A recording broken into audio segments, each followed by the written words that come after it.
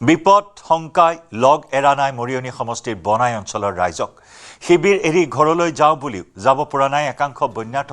জাঁজি নৈত পুনৰ জলপৃষ্ঠ বৃদ্ধি হোৱাৰ লগে লগেই ধনতোলাৰ মথাউৰিৰ চিগা অংশৰে পুনৰ সোমাইছে পানী ভগ্ন মথাউৰি মেৰামতিৰ চেষ্টা অব্যাহত আছে যদি জলপৃষ্ঠ বৃদ্ধিয়ে বিপাঙত পেলাইছে নিৰ্মাণকাৰী ঠিকাদাৰক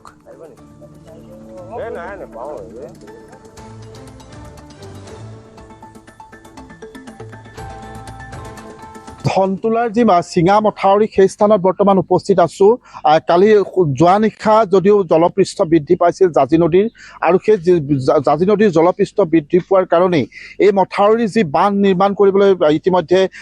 জলসম্পদ বিভাগে ব্যৱস্থা কৰিছে জিলা আয়ুক্তগৰাকীয়ে এই যি প্ৰক্ৰিয়া তেওঁ তন্নতন্নকৈ চাই আছে তেওঁ তৎপৰতাত ইতিমধ্যে কাম আৰম্ভ হৈছিল কিন্তু কালি কামত স্থবিৰতা আহিছিল যি আচলতে ডেম নিৰ্মাণ কৰিছে এই ডেম্পত তেওঁলোকে কাম ইয়াতে আকৌ নিশালৈ ইয়াতে খুদ আহিছিল জাঁজিৰ ঢল সোমাই গৈছিল কাম কৰিব পৰা নাছিল কিন্তু আজি এতিয়া পুনৰ কাম আৰম্ভ কৰিছে যদিও ইয়াতে এই চিঙাৰে কিছু পৰিমাণে পানী সোমাই আছে বা জলমগ্ন হৈ আছে তথাপিতো এই স্থানত কাম আৰম্ভ কৰিছে জলসম্পদ বিভাগৰ এগৰাকী বিষয়ববীয়া দেখিছোঁ আপুনি ইয়াতে লাগি আছে নমস্কাৰ হয় মই লাগি আছোঁ নিয়ন্ত্ৰণ 20 তাৰিখৰ পৰাই আমি এই প্ৰচেষ্টাত আছোঁ এই ডেমটো নিৰ্মাণৰ বাবে সকলো কৰ্মচাৰী আৰু শ্ৰমিকসকল তেওঁলোকে দিনে ৰাতিয়ে যিমান পাৰে কাম কৰিছে আৰু অহা এই দুদিনত যদি কোনো প্ৰাকৃতিকভাৱে পানী আৰু বৰষুণ আৰু নহয় তেতিয়াহ'লে আমি নিশ্চয়ভাৱে এই ডেম নিৰ্মাণ কৰি শেষ কৰিব পাৰিম আৰু তাৰপৰা মূল যিডোখৰ ঠাইতে যিটো হেৰি তাত আমি টিউব বহাব পাৰিম হয় হয় টিউব কালি বন্ধ কাম কৰিব নোৱাৰে কালি আমি এনেই 10 বজা মানে প্ৰায় 11:30 মানলৈকে কাম কৰিলে তাৰপিছত আৰু নোৱাৰিলে মানে পানী আকৌ বেছি হৈ গ'ল আৰু শ্ৰমিকখিনিও গোটেই তিতিবুৰি অৱস্থা কাহিৰলৈ গৈছে প্ৰচণ্ড সোঁতত তেওঁলোক ৰ'ব পৰা নাই যিহেতু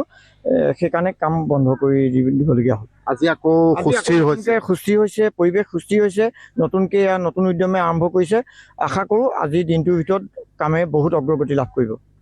আৰু এই যদি এইটো সম্পূৰ্ণ কৰিব নোৱাৰে এই পথাৰত আৰু খেতি কৰিব নোৱাৰিব এইটোতো হয়ে সম্ভৱ নহ'ব আৰু এইটো সেইকাৰণে উঠি পৰি ডিপাৰ্টমেণ্টৰ ফালৰ পৰা চেষ্টা কৰা হৈছে সকলোখিনি প্ৰচেষ্টা অব্যাহত ৰখা হৈছে সেই আশাতে আমি আগবাঢ়ি আছোঁ আমি আকৌ কৈছোঁ যে এই চিগাৰেই এক ভয়াৱহ পৰিৱেশৰ সূচনা কৰিলে এই যি আচলতে বনাইৰ পৰা আৰম্ভ কৰি প্ৰায় শতাধিক গাঁৱত এক বিভীষিকাময় পৰিস্থিতিৰ সৃষ্টি কৰিলে আৰু এই ক্ষেত্ৰত যদি এই বান্ধ নিৰ্মাণ কৰা নহয় মেৰামতি কৰা নহয় যে এইবাৰ এইসকল লোকৰ অৱস্থা অধিক ভয়াৱহ যে হ'ব সেই কথাটো প্ৰায় নিশ্চিত